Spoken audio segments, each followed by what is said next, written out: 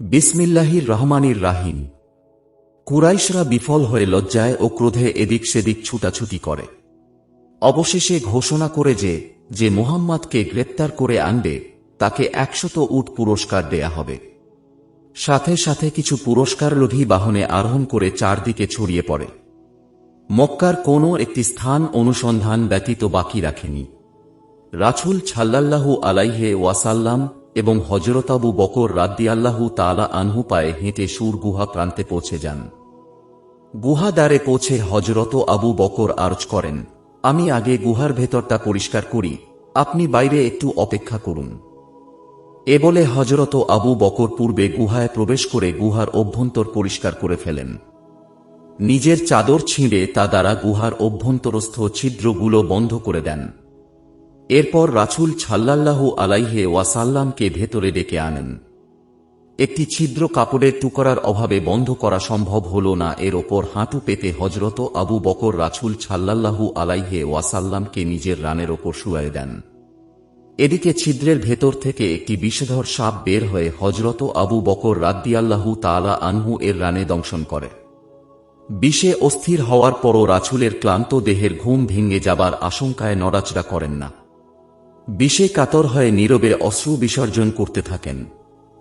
এক ফোঁটা তপ্তশ্রু রাসূল সাল্লাল্লাহু আলাইহি ওয়াসাল্লামের চেহারা মুবারকের ওপর পড়া মাত্রই তাঁর ঘুম ভেঙে যায়। হযরত আবু বকরকে কাঁদতে দেখে কারণ জিজ্ঞেস করার পর বলেন, এ গর্ত থেকে একটি সাপ আমাকে দংশন করেছে। তা শোনা মাত্র রাসূল সাল্লাল্লাহু আলাইহি ওয়াসাল্লাম নিজের একটুখানি পবিত্র লালা মুবারক সাপদষ্ট স্থানে মেখে দেন। সাথে সাথে বিষের জ্বালা দূর হয়ে যায়। এ ঘটনা সম্পর্কে মতভেদ আছে। আবু জাহল ও কয়েকজন সঙ্গী নিয়ে হযরত আবু বকর রাদিয়াল্লাহু তাআলা আনহু এর ঘরে এসে হযরত আমাকে জিজ্ঞেস করে, তোমার আব্বা কোথায়? তিনি বলেন, আব্বা ঘরে নেই। আবু জাহল বলল, কোন দিকে গিয়েছেন? সে বলল, জানি না। আবু জাহল ক্রোধে অধীর হয়ে হযরত আসমাকে এমন জোরে এক চপেটাঘাত করে যে তিনি তা সামলাতে না পেরে মাটিতে লুটিয়ে পড়েন। লোভের দাস ইসলামের ঘৃণ্যতম শত্রুর দল অত্যন্ত অস্থির ও কিংকর্তব্য বিমূঢ় হয়ে চারদিকে রাসূলের অন্বেষণ করে। পদচিহ্ন পরিচয় বিষার দ্বারা পদচিহ্ন খুঁজে বেড়াতে থাকে। অবশেষে পদচিহ্ন পেয়ে তার অনুসরণ করে কয়েকজন শত্রু সুর গুহার মুখ পর্যন্ত যেয়ে পৌঁছে বলে, এখন পর্যন্ত পদচিহ্ন দেখা যাচ্ছে। এরপর সামনের দিকে আর কোনো চিহ্ন পাওয়া যাচ্ছে না। হযরত আবু বকর ভেতর থেকে গুহার মুখে আগন্তুকদের কয়েকখানি পা দেখে বলেন, হে আল্লাহর রাসূল, শত্রুর দল গুহার মুখে দাঁড়ানো। একটু মাথা নিচু হলেই আমাদেরকে দেখে ফেলবে। রাসূল সাল্লাল্লাহু আলাইহি ওয়াসাল্লাম অতি দৃঢ়তার সাথে বলেন, ভীত ও অস্থির হবার কোনো প্রয়োজন নেই, আমরা শুধু দুজন নই, আল্লাহ আমাদের সাথে রয়েছেন। এ সান্ত্বনা শুনে হযরত আবু বকর রাদিয়াল্লাহু তাআলা আনহু অন্তর থেকে ভয়ভীতি দূর করে ফেলে নিজেকে সম্পূর্ণরূপে নির্ভয় ও নিরাপদ মনে করে থাকেন। ঐতিহাসিক বনের বিস্তারিত বর্ণনায় ও হাদিস সমূহে দেখা যায়, রাসূল সাল্লাল্লাহু আলাইহি ওয়াসাল্লাম হযরত আবু বকর সহ গুহার ভেতর প্রবেশ করা মাত্র আল্লাহ কুদরতে মাকড়সা এসে গুহার মুখে জাল বুনে এবং এক জোড়া কবুতর এসে জালের বাইরে গুহার ঠিক প্রবেশ পথের ওপর খড়কুটা দ্বারা বাসা তৈরি করে এবং মাদি কবুতরটি বসে ডিমে তা দেয়া আরম্ভ করে।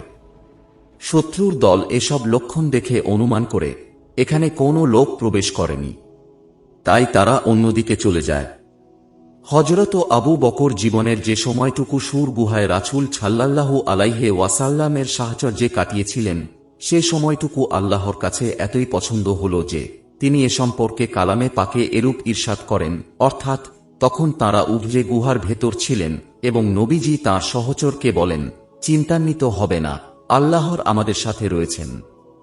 এরপর আল্লাহ আবু বকর রাদিয়াল্লাহু তাআলা আনহু এর অন্তরে সান্ত্বনা ও অভয় দান করেন। হযরত ওমর রাদিয়াল্লাহু তাআলা আনহু আক্ষেপ করে বলেন, আহা, কতই না উত্তম হতো যদি আমার সারা জীবনের সমস্ত নেকি হযরত আবু বকর রাদিয়াল্লাহু তাআলা আনহু এর সে সময়টুকুর নেকির সমান হতো যা তিনি সুর গুহায় রাসূল সাল্লাল্লাহু আলাইহি ওয়াসাল্লামের সাথে অতিবাহিত করেছেন। আর এক বর্ণনায় দেখা যায়, রাসূল সাল্লাল্লাহু আলাইহি ওয়াসাল্লাম কবি হযরত হাসান রাদিয়াল্লাহু তাআলা আনহুকে বলেন, তুমি আমার গুহার সাথী আবু বকর সিদ্দিক সম্বন্ধে কিছু লিখেছ কি? তিনি উত্তরে বলেন, জি হাঁ। রাসূলুল্লাহ সাল্লাল্লাহু আলাইহি ওয়াসাল্লাম বলেন, শুনাও। হযরত হাসান রাদিয়াল্লাহু তাআলা আনহু তখন যে কবিতাগুলো পাঠ করেন, এর সারমর্ম এটাই।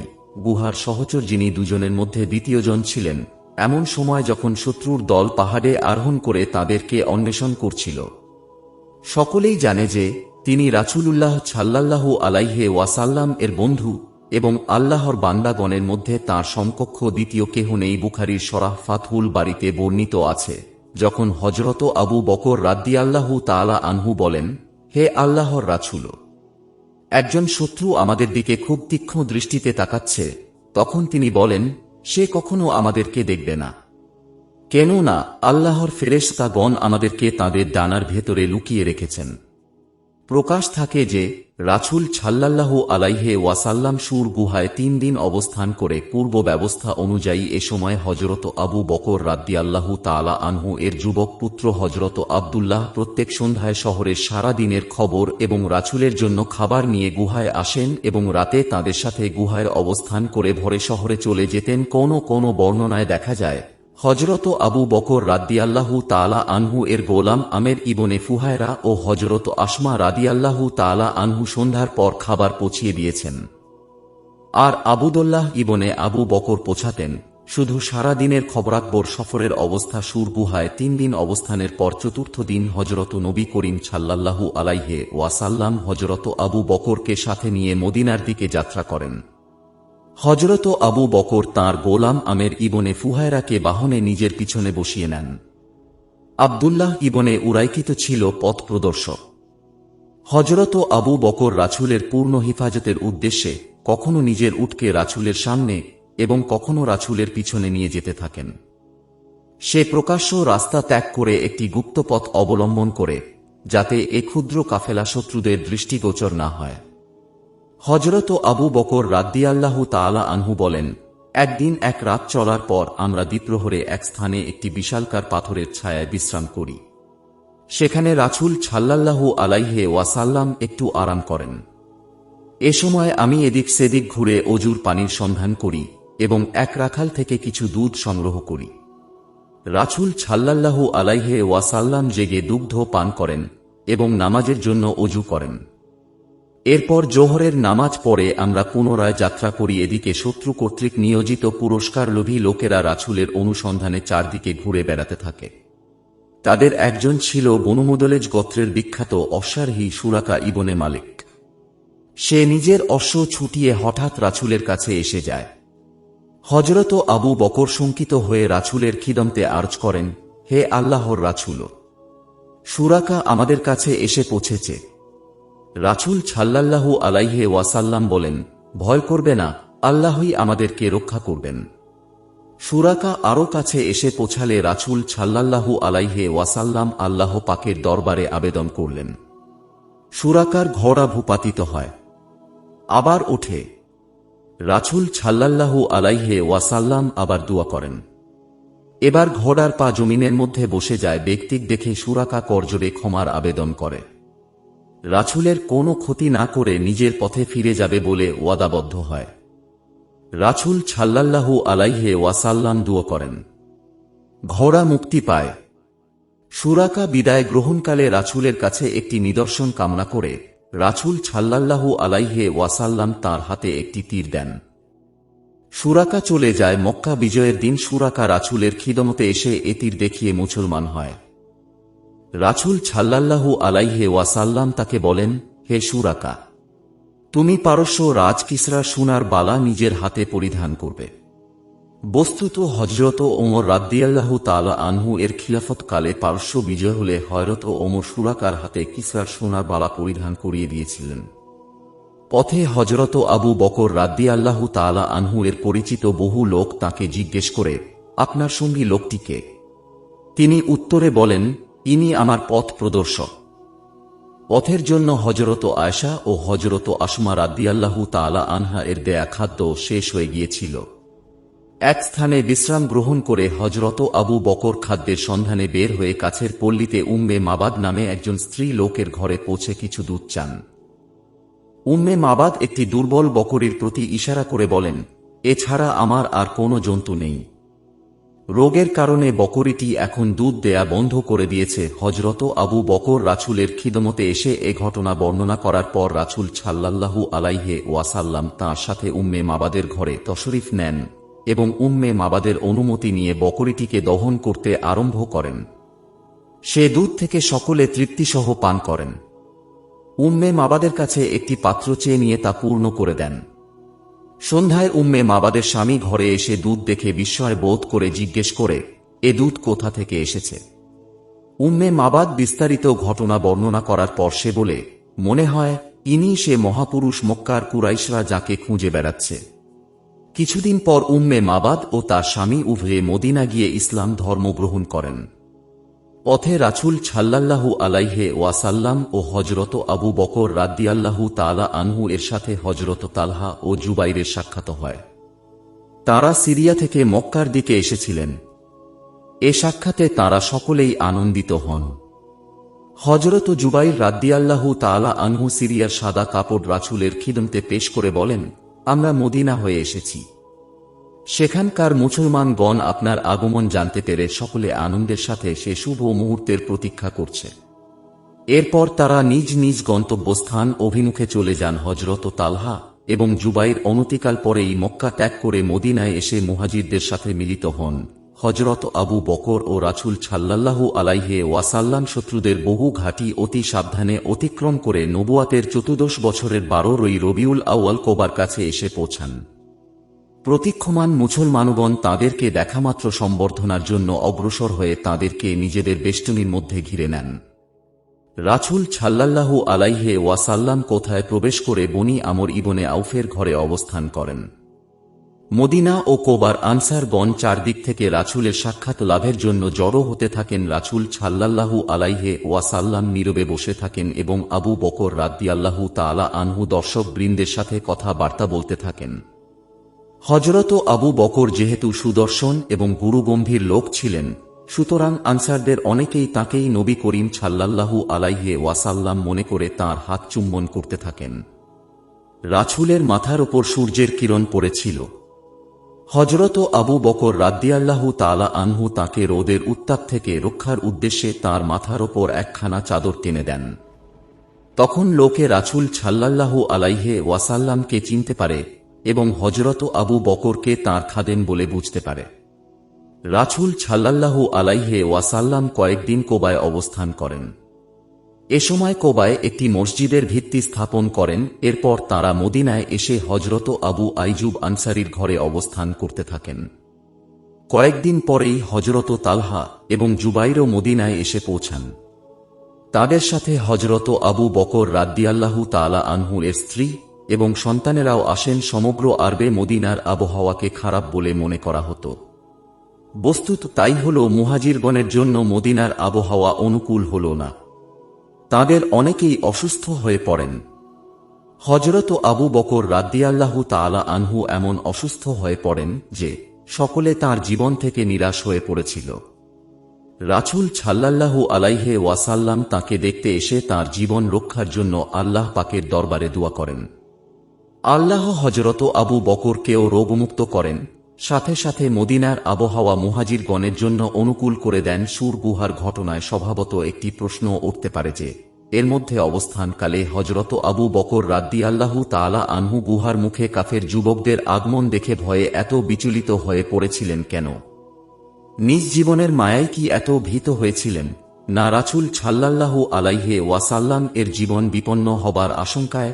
এ প্রশ্নের উত্তর অতি সহজ। কেননা রাতের অন্ধকারে তারা দুজন যখন সুর গুহার সামনে এসে পৌঁছান, তখন রাসূলকে বাইরে রেখে প্রথমে হযরত আবু বকর রাদিয়াল্লাহু তাআলা আনহু গুহার ভেতরে প্রবেশ করেন। উদ্দেশ্য এটাই ছিল যে গুহার ভেতরে কোনো হিংস্র জন্তু, বিষধর সাপ বা বিচ্ছু থাকতে পারে, এজন্য নিজ জীবনকে আগে বিপদের মুখে ঠেলে দিয়েছেন। বিপদ তাঁর ওপরই আসুক, তবুও রাসূল সাল্লাল্লাহু আলাইহি ওয়াসাল্লাম এর জীবন রক্ষা হোক। অনুরূপ গুহার মুখে কুরাইশ যুবকদের সমাগম বুঝে তার মনে এ ভয়েরই উদয় হয়েছিল, ওয়ে আগন্তুক শত্রুর দল এখানে রাসূলের সন্ধান পেয়ে না জানি তাঁকে হত্যা করে। নিজের জীবনের জন্য তিনি বিন্দু মাত্র চিন্তাও করেননি। নিজ জীবনের মায়া যদি হতো তিনি স্বেচ্ছায় এ বিপদের ঝুঁকি মাথায় গ্রহণ করতেন না। দ্বীন ইসলামের প্রদীপ যাতে নিভে না যায়, শুধু এ উদ্দেশ্যেই নবীজির জীবন রক্ষার্থে তিনি নিজ জীবনকে উৎসর্গ করেছিলেন। নিজের জীবনকে বিপন্ন করে নবীজিকে কাফেরদের নির্যাতনের হাত থেকে রক্ষা করার নজির আমরা তাঁদের হিজরত পূর্বকালীন মক্কার জীবনে বহুবার পেয়েছি। যেখানেই কাফেররা রাসূলের প্রতি নির্যাতন আরম্ভ করেছে বলে সংবাদ পেয়েছেন, সেখানেই তখনই দৌড়ে গিয়ে নির্যাতন ও বিপদের ঝুঁকি নিজের মাথায় নিয়ে নবীজিকে রক্ষা করেছেন। কাফেররা তখন নবীজিকে ছেড়ে তাঁর প্রতি নির্যাতন চালায়, তিনি সংজ্ঞাহীন ও বেহুঁশ হয়ে পড়েন। বেহুঁশ অবস্থায় তাঁর কয়েকদিনও কেটে যায়। আশ্চর্যের বিষয় এটাই যে হুঁশ প্রাপ্ত হয়ে তিনি নিজের অবস্থার প্রতি একটুও লক্ষ্য না করে জিজ্ঞেস করেন, রাসূল সাল্লাল্লাহু আলাইহি ওয়াসাল্লাম কোথায় এবং কেমন আছেন? রাসূলকে এক নজর নিজের চোখে না দেখা পর্যন্ত এত দুর্বল শরীরেও কোনো খাদ্যই গ্রহণ করেননি। এসব ঘটনা থেকে অতি সহজেই অনুমান করা যায় যে সুর গুহায় কাফেরদের আগমনে তিনি নিজের প্রাণের মায়ায় ভীত ও সন্ত্রস্ত হননি, বরং আগন্তুক শত্রু কর্তৃক রাসূলের জীবন বিপন্ন হবার আশঙ্কায় বিচলিত ও অস্থির হয়ে পড়েছিলেন। অবশেষে রাসূলের সান্ত্বনা শুনে নিশ্চিন্ত হয়েছিলেন। মোট কথা, হিজরতের সফরে হযরত আবু বকর সিদ্দিক রাদিয়াল্লাহু তাআলা আনহু এর সাহায্যের কথা কুরআনে অতি গুরুত্বের সাথে উল্লেখ হয়েছে। সহিহ বুখারী শরীফের একটি হাদিসে আছে, রাসূল সাল্লাল্লাহু আলাইহি ওয়াসাল্লাম বলেছেন, আবু বকর সিদ্দিক রাদিয়াল্লাহু তাআলা আনহু আমাকে নিজের উটে আরোহণ করিয়ে দারুল হিজরত মদিনায় নিয়ে এসেছে।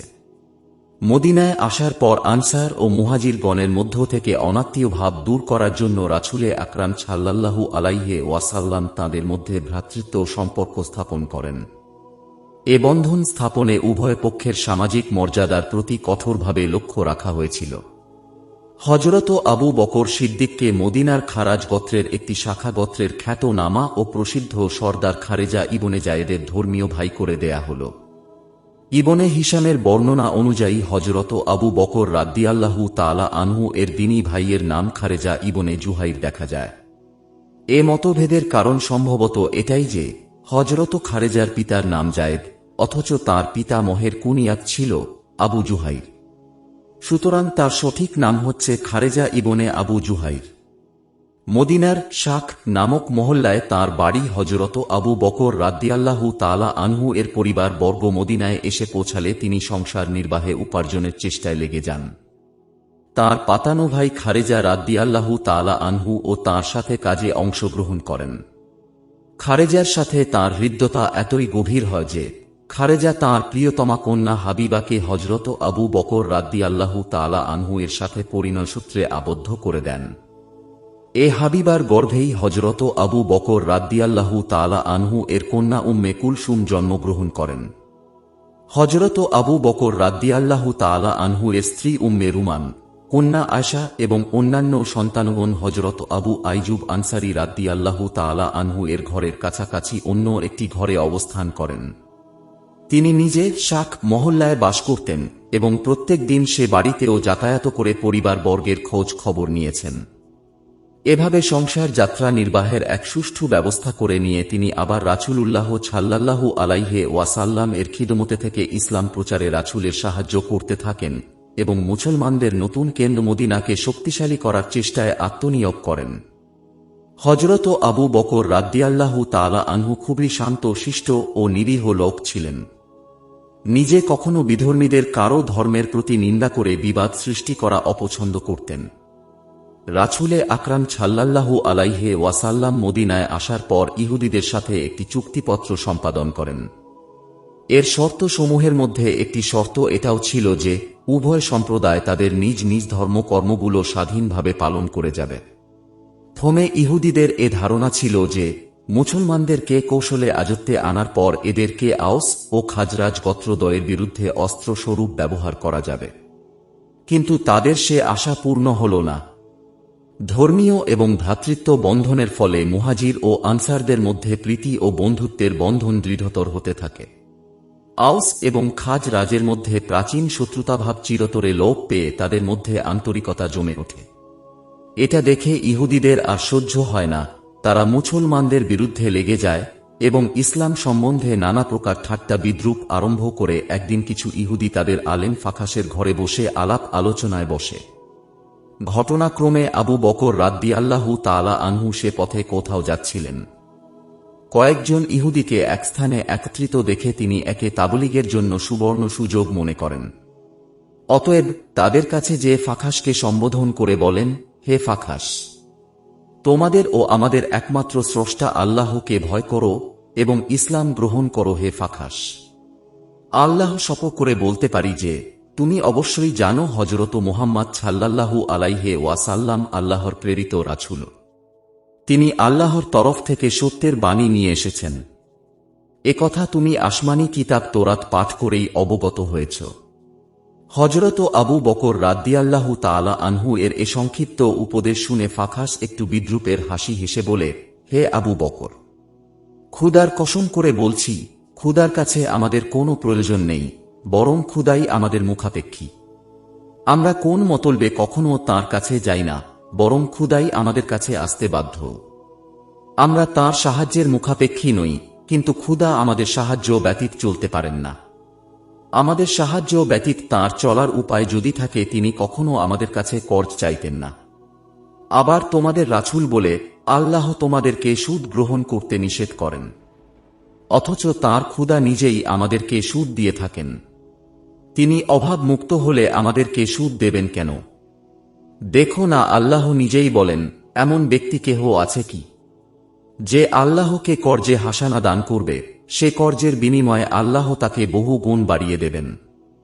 আল্লাহর কালামের প্রতি ফাখাসের এরূপ বিদ্রূপ ও ব্যঙ্গোক্তি করা হযরত আবু বকর রাদিয়াল্লাহু তাআলা আনহু সহ্য করতে পারলেন না।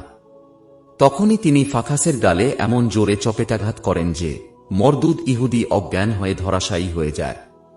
এরপর তিনি বলেন, হে আল্লাহ শত্রু, আমাদের ও তোমাদের মধ্যে যদি শান্তি চুক্তি সম্পাদিত না হতো, তাহলে আল্লাহর কসম আজ তোমার গর্দান উড়িয়ে দেয়ার ইচ্ছা ছিল।